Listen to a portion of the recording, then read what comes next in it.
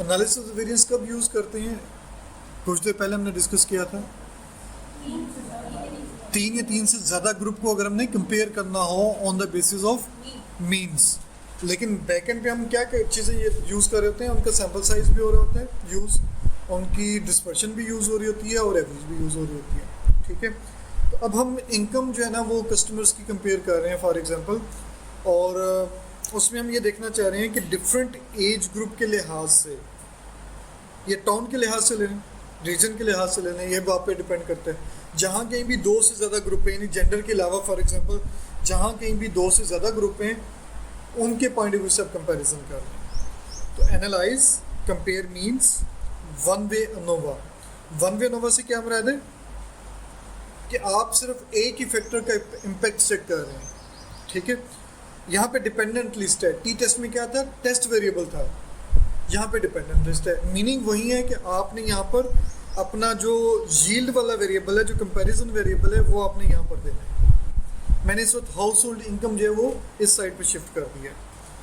उसके बाद हम इस वक्त मेरे जहन में आ रहा है यूनियन मेंबर के पॉइंट ऑफ व्यू से, यूनियन मेंबर कि वो जो कस्टमर है वो यूनियन का मेंबर है या नहीं है। अगर वो मेंबर है देन हाउस होल्ड इनकम पे क्या इम्पैक्ट आ रहा है, और अगर यूनियन का मेंबर नहीं है देन क्या इम्पैक्ट आ रहा है। इससे आप फैक्टर में सेंड करेंगे, और यहाँ पे आपको ग्रुप डिफाइन करने की ज़रूरत नहीं है टी टेस्ट की तरह। टी टेस्ट में आपने ग्रुप के कोड भी दिए थे डिफाइन ग्रुप में जाकर, यहाँ पर ज़रूरत नहीं है। इसकी क्या रीज़न हो सकती है, कोई बता सकता है मुझे कि टी टेस्ट में हमें डिफाइन ग्रुप का बटन दिया हुआ था, वन वे नोवा में नहीं दिया हुआ। इसकी मैंने लास्ट टाइम एक छोटी सी एग्जांपल दी थी लेकिन डिस्कस नहीं किया था, किसी के जहन में आता हो?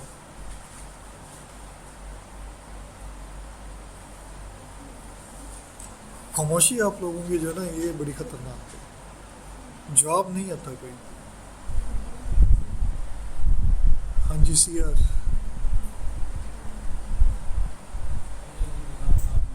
क्यों, क्या नहीं है? नहीं नहीं जेंडर नहीं, नहीं।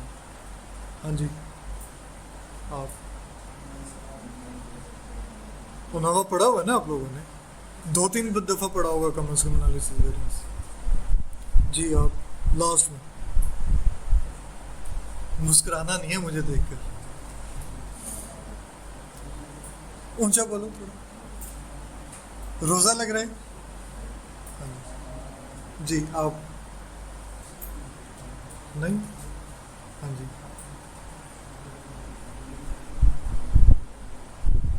देखिए लास्ट टाइम मैंने आपसे ये डिस्कस किया था कि टी टेस्ट में आपके पास एवन अगर कोई ग्रुपिंग वेरिएबल ऐसा है जिसमें दो से ज़्यादा ग्रुप हैं, आप उसे तब भी यूज़ कर सकते हैं, लेकिन आप डिफाइन दो ही ग्रुप करेंगे। देखें दोबारा फिर पॉइंट को समझ लें। Analyse compare mean independent sample T test. Grouping variable जब भी आप शिफ्ट करेंगे, फॉर एग्जांपल मैं बर्थ मंथ को शिफ्ट करता हूँ, अब बर्थ मंथ में दो से ज़्यादा ग्रुप हैं, डिमांड वो आपसे ये कर रहा है कि आपने कोई से दो ग्रुप बनाने जिन्हें आप कंपेयर करना चाह रहे हैं। यानी इंडिपेंडेंट सैंपल टी टेस्ट उसमें दो ग्रुप हों या दो से ज़्यादा ग्रुप हों, वो आपसे हमेशा दो ग्रुप पूछेगा कि आप किन दो ग्रुप को कंपेयर करना चाह रहे हैं। उसके अगेंस्ट जब आप जाएंगे वन वे नोवा में, उसमें अब दो ग्रुप हों या 10 ग्रुप हों या 20 हों, उसने सारे के सारे ही कंपेयर करने हैं। यहाँ पे आपने चूंकि कोई से दो कंपेयर करने हैं तो इसलिए वो आपसे ऑप्शन पूछ रहा होता है, वहाँ पे सारे ही कंपेयर होने हैं तो इसलिए वो आपसे ऑप्शन ही नहीं पूछता कि आपने किन ग्रुप्स को कंपेयर करना है। ठीक है, तो हम वन वे नोवा में जाते हैं। यहाँ से हमने हाउस होल्ड इनकम को शिफ्ट किया और जॉब कैटेगरी चले ले लेते हैं, मैं मज़ीद चेंज कर देता हूँ जॉब कैटेगरी। ओके,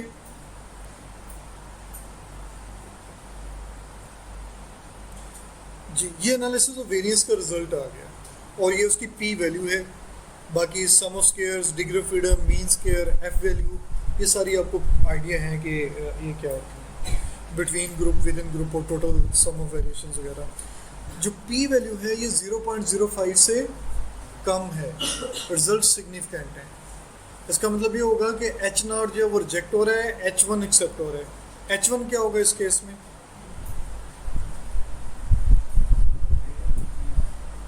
जी क्या था?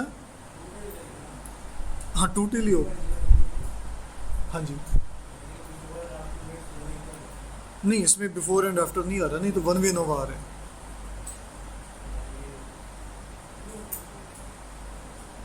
इसमें ग्रुप कितने होंगे, कितने ग्रुप का कंपैरिजन हो रहा है, कितने? नहीं इस वक्त रिजल्ट में जो आपके सामने कितने ग्रुप्स हैं इसमें? जॉब कैटेगरी, जॉब कैटेगरी में कितने ग्रुप होंगे? यानी इसका मतलब आप लोगों ने प्रैक्टिस भी नहीं की वैसे जाकर, और अमनवा के तो वैसे नहीं पता की है। नहीं आपके सामने इस वक्त मौजूद है, लिखा हुआ है एक जगह पर, यहाँ पे मौजूद है, डायरेक्टली रिजल्ट्स में मौजूद। जी 6th कैसे पता चला? डिग्री ऑफ फ्रीडम से, number of groups between group, 6 group थे तो डिग्री ऑफ फ्रीडम 6-1 बना ना, यानी 6 ग्रुप का कंपैरिजन हुआ है। एटलीस्ट H1 एक्सेप्ट हो रहा है, इसका मतलब ये होगा कि at least 2 groups are different from each other. कोई से 2 जॉब कैटेगरी के पॉइंट ऑफ व्यू से ऐसे ग्रुप हैं जिनकी हाउस होल्ड इनकम एक दूसरे से मुख्तलिफ है। कोई से 2 से बना 2 या 2 से ज़्यादा भी हो सकते हैं। एटलीस्ट वर्ड यूज़ हो रहा है कि कम अज़ कम 2 या 2 से ज़्यादा ग्रुप। अब एनालिसिस ऑफ वेरिएंस आपको सिर्फ एक ही चीज़ बता रहा है कि H1 एक्सेप्ट हो रहा है, at least 2 groups are different from each other. वो आपको ये नहीं बता रहा कि कौन से ग्रुप आपस में एक दूसरे से डिफरेंट है। इस केस में आप क्या करेंगे? अब मैं ये चेक करना चाह रहा हूँ कि कौन से ग्रुप आपस में डिफरेंट है।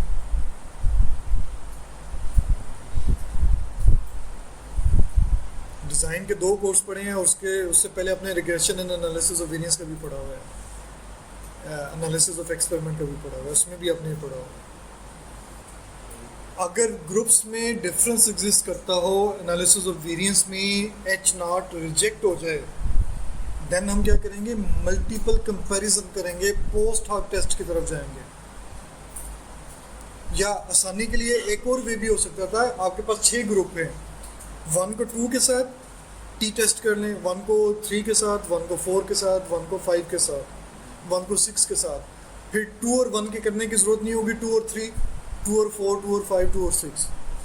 इस तरह से आपको बहुत सारे टी टेस्ट करना पड़ेंगे। इसका अल्टरनेटिव वे आपके पास क्या है? एनालाइज करें, compare means, one way ANOVA, और यहाँ पर उसकी कीवर्ड भी मौजूद है, मल्टीपल कंपैरिजन को पोस्ट हॉक टेस्ट भी कहा जाता है। पोस्ट हॉक टेस्ट कब करना है? जब H0 रिजेक्ट हो जाए एनालिसिस ऑफ वेरिएंस का, ठीक है। और इसे मल्टीपल कंपैरिजन भी कहते हैं। जब मैं इसे क्लिक करूँगा तो देखें आपके पास one way analysis of variance, post hoc multiple comparisons, और ये आपके पास बहुत सारे कंपैरिजन ऑलरेडी मौजूद हैं।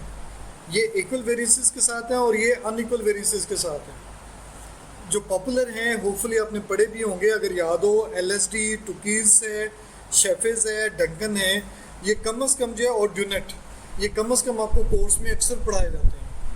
अगर ये सारे नहीं पढ़ाए गए तो कम अज़ कम टुकी और LSD तो ज़रूर पढ़ाया गया होगा। LSD पढ़ाया गया था, और बॉनफिरोनी भी, ठीक है, बॉनफिरोनी रिलेटिवली मेरे हिसाब से कम करवाया जाता है, लेकिन इनमें से आप कोई भी फ़िलहाल टेस्ट ले सकते हैं। टुकीज़ टेस्ट है, LSD है, अगर आप एक से ज़्यादा लेंगे तो हर टेस्ट के लिहाज से आपके पास कैलकुलेशन आएगी। तो मैं इस वक्त टुकी टेस्ट ले लेता हूँ और कंटिन्यू करता हूँ, और एक और ऑप्शन भी ले लेते हैं। ऑप्शंस में जाकर सिर्फ ये समझाने के लिए, descriptive, mean plot, homogeneity of variance test, ये 3 ऑप्शन मैंने यहाँ पे ले ली। Descriptive, homogeneity of variances, mean plots, means plot. आप बाकी लेके भी देख सकते हैं, आपको आइडिया हो जाएगा। ये स्टैटिस्टिक्स हैं, कैलकुलेशंस आपके पास। मैंने कंटिन्यू किया, ओके करते हैं। अब देखिए, हमने पहले डिस्क्रिप्टिव लिया था, तो यहाँ पर आपके पास डिस्क्रिप्टिव स्टैटिस्टिक्स आ रही है। मैं इसे थोड़ा सा जूम आउट कर दूं ताकि हमें कंप्लीट टेबल नज़र आ जाए। ये डिस्क्रिप्टिव का टेबल है कि मैनेजरियल एंड प्रोफेशनल में कुल 1379 लोग हैं, उनकी एवरेज ये बनती है, स्टैंडर्ड डिवीजन ये है, और आगे कॉन्फिडेंस इंटरवल, मिनिमम और मैक्सिमम उनकी हाउस होल्ड इनकम है। इस तरह से सेल्स एंड ऑफिस है, सर्विसेज के कैटेगरी वाले लोग हैं, एग्रीकल्चर एंड नेचुरल रिसोर्सेज से लोग हैं, और precision production, craft and repair से हैं, ऑपरेशन, फैब्रिकेशन और जनरल लेबर से हैं। ये डिफरेंट आपके पास आगे ग्रुप ना। ग्रुप कौन से थे हमारे पास? वेरिएबल कौन सा था? जॉब कैटेगरी का। तो ये 6 की 6 जॉब कैटेगरी के आपके पास डिस्क्रिप्टिव स्टेटस आ गई। उसके बाद होमोजेनिटी ऑफ टेस्ट है कि वेरिएंसेस जो हैं वो इक्वल हैं या नहीं है। एच नॉट आपके पास रिजेक्ट हो रहा है। एच नॉट जो है वो based on mean, based on median, based on median and adjusted with degree of freedom and based on trimmed mean, इन तमाम की बेस पे होमोजेनिटी ऑफ वेरिएंसेस जो है वो रिजेक्ट हो रहा है। वेरिएंसेस जो है वो इक्वल नहीं है। ये एनालिसिस ऑफ वेरिएंस का वही रिजल्ट है जो कुछ देर पहले हमने देखा था, ठीक है। इसकी वैल्यूज वही होंगी, आप यहाँ पे देख सकते हैं 39.58 और ये 39.58, कोई डिफरेंस नहीं होगा इसमें, सिर्फ इजाफी टेबल आए हैं। ये है आपके पास post hoc test, multiple comparison test. इसे मैं डिस्कस करता हूँ यहाँ से कॉपी कर MS वर्ड में। वहाँ पे हमने कुछ और पॉइंट्स भी देखने हैं।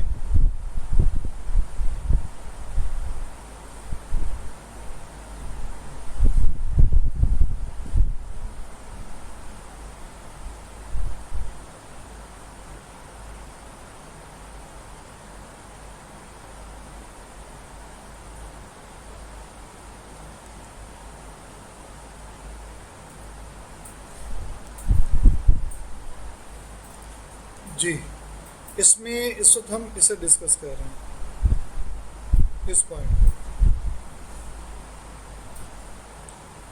जी विजिबल है। मज़ीद थोड़ा जूम कर देते हैं। पहली category job manager and professional, इससे कंपेयर किया जा रहा है सेल्स एंड ऑफिस से। इसका मेन डिफरेंस ये आया स्टैंडर्ड एरर, और ये उसकी सिग्निफिकेंस आ गई। सिग्निफिकेंस 0.05 से कम है, और अगर आप नोट करें तो यहाँ पे छोटा सा स्टार भी डला हुआ है।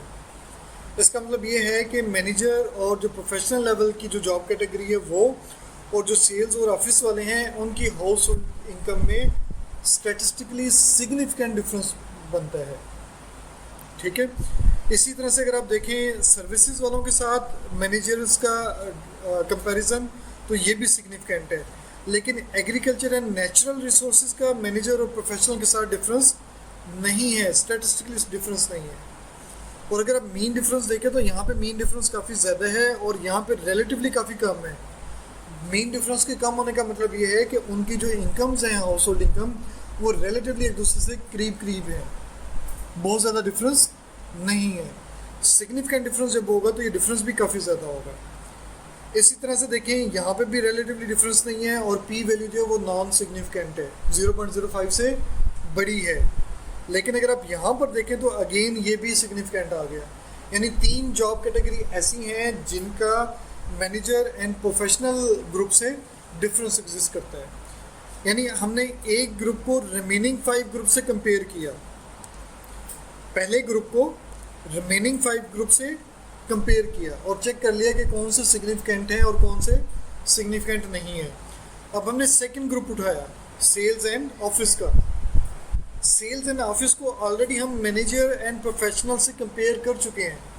अब डिफरेंस क्या आएगा? देखिए यहाँ पे पॉजिटिव साइन आ रहा था, यहाँ पे नेगेटिव साइन आ रहा है। डिसीजन आपका सेम रहेगा, यानी ग्रुप 1 को 2 से कंपेयर करें या 2 को 1 से कंपेयर करें, रिजल्ट सेम आएंगे, सिर्फ डायरेक्शन चेंज हो जाएगी। इस तरह के केस में आप बेसिकली हम इस वक्त क्या कहेंगे कि there is duplication of result duplicate हो रहे हैं। तो हम यहाँ पर क्या करते थे आमतौर पर कि सपोज मैं अगर इसे करूँ तो इसे यहाँ से कॉपी करूँगा और पेस्ट कर दूँगा यहाँ पर, और जो लास्ट रो है इसे मैं डिलीट कर दूँगा। अब ये देखें कि जो आपके पास मैनेजर एंड प्रोफेशनल वाला रो थी वो डिलीट होगी, वो ख़त्म होगी। बाकी आपके पास अब कितने ग्रुप आ गए? 1, 2, 3 एंड 4। दूसरे ग्रुप का बाकी 4 ग्रुप के साथ कंपैरिजन, और ये सारे के सारे सिग्निफिकेंट पी वैल्यूज जो हैं वो 0.05 से कम है। अब अगर हम नेक्स्ट आए तो सर्विसेज वाला ग्रुप आ गया। सर्विस वाला ग्रुप ऑलरेडी 2 चीज़ों से कंपेयर हो चुका है, मैनेजर से भी कंपेयर हो चुका है, सेल्स एंड ऑफिस से भी। इसका मतलब है कि आपने इन 2 रोज को डिलीट करना है। तो मैं क्या करूँगा, इन 3 रोज को कॉपी करूँगा और पहली रो पर आकर यहाँ पे पेस्ट कर दूंगा, और आखिरी 2 रो जो मेरे पास डबल बनेंगी इन्हें मैं रोज डिलीट कर दूंगा। तो अब मेरे पास ये 3 आ गई। इसी तरह से अगर आप मूव करेंगे तो नेक्स्ट जो है वो 2 रोज रह जाएंगी, उससे नेक्स्ट 1 रो रह जाएगी, और उससे नेक्स्ट जो है ये आपके पास सारा का सारा डिलीट हो जाएगा। जो लास्ट ग्रुप है वो ऑलरेडी तमाम से कंपेयर हो चुका है। इस तरह से जब आप करेंगे तो आपके पास ये टेबल चार्ट भी हो जाएगा और डुप्लीकेशन भी नहीं होगी। ठीक है, पॉइंट समझ आ गया। बाकी आउटपुट देखें अगर हम इसके बाद, ये इसने ग्रुप्स बनाकर आपको दे दिए हैं, होमोजीनियस सबसेट कि अगर आप इस डाटा के ग्रुप्स बनाना चाह रहे हैं तो बेसिकली इसके 2 ग्रुप्स बनते हैं। सेल्स एंड ऑफिस को का एक ग्रुप बनता है, सेल्स एंड ऑफिस का एक ग्रुप बनता है, ठीक है। उसकी इनकम सबसे कम आ रही है इस वक्त, ठीक है, 40 पॉइंट समथिंग। और उसके बाद बाकी 5 का एक ग्रुप बनता है।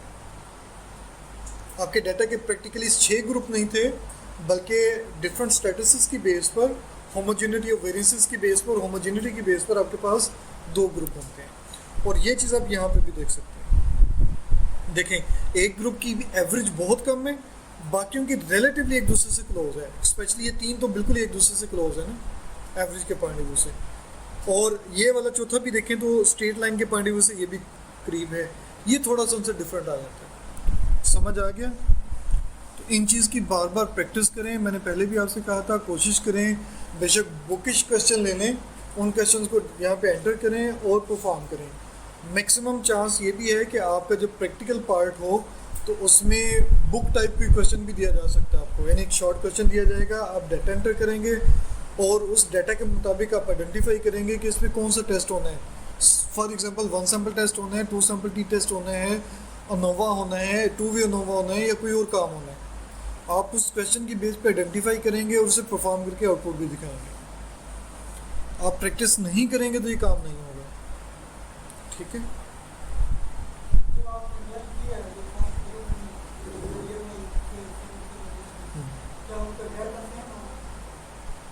नहीं उनके डाटा तो डिफरेंट होगा ना। यहाँ पे आपके पास देखें डाटा सेम क्यों होगा। मैं इसे दोबारा परफॉर्म करता हूँ। मैं पोस्ट हॉक टेस्ट इसे ख़त्म कर देता हूँ और ऑप्शंस में से मेन प्लॉट भी ख़त्म कर देता हूँ और ये भी ख़त्म कर देता हूँ। डिस्क्रिप्टिव में देखें क्या इनके डाटा सेम है, नंबर ऑफ ऑब्जर्वेशन डिफरेंट है ना, एवरेजेस भी डिफरेंट है, स्टैंडर्ड डिविएशन भी डिफरेंट है, मिनिमम मैक्सिमम भी, मिनिमम ज़्यादातर की सेम है लेकिन मैक्सिमम जो है वो भी डिफरेंट है।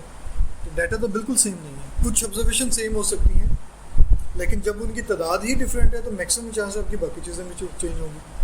हम इक्वल किस बेस पे कर रहे हैं कि उनका वो जो स्टैंडर्ड डिविएशन या मीन या जो उनकी स्टैंडर्ड एरर वगैरह हमने मेजर की थी उनकी बेस पे ऑलमोस्ट उनमें कोई डिफरेंस नहीं है। सिर्फ हम एवरेज बेस पे कंपैरिजन नहीं कर रहे, एवरेज बेस पे हम कंपैरिजन कर भी नहीं सकते कि ऑन एवरेज ये सारे इक्वल हैं। हमें उसके साथ साथ बाकी चीज़ें भी तो चाहिए ना। देखिए यहाँ पे 628 लोग हैं, यहाँ पे 218 लोग हैं, इसकी एवरेज 65 और इसकी 61 है। हम अब ये तो नहीं कह सकते कि 65 61 को कंपेयर करें और कहें कि इनमें डिफरेंस है। हमें इनकी बाकी चीज़ें भी तो देखनी है ना, उनकी स्टैंडर्ड एरर भी देखनी है, स्टैंडर्ड डिविएशन भी देखनी है, उसके बाद ही हमने जाकर डिसाइड करना है। ठीक है जी।